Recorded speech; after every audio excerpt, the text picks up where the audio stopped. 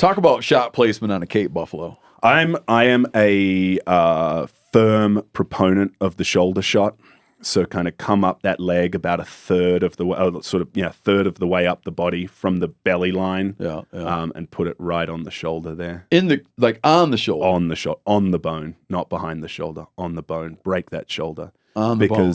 And this is something that's changed. There'll be some of the old school guys will very much disagree with me, and I would argue that their thinking is rooted in a different era where high quality bullets weren't available. Yeah.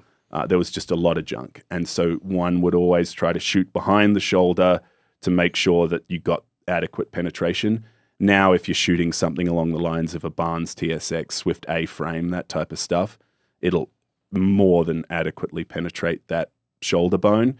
And then you break them down. They don't go as far. You know, it's a lot of trauma. A busted shoulder is really going to slow them down. Hitting them right in the shoulder. Right in the shoulder. Everything. Below the scapula.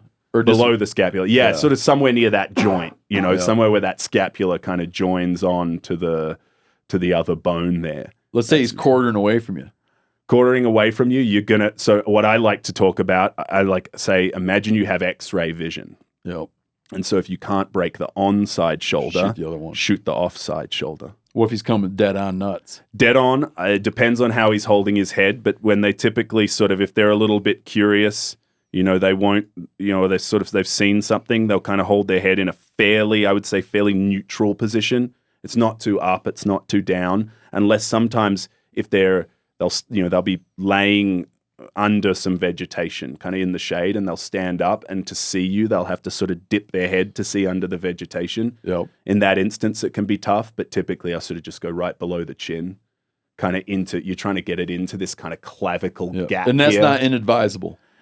It's not my favorite, but sometimes if it's that or nothing, right? If you've got to make that shot. But I'll tell you one thing about that shot: when it's done properly, it really rocks their world.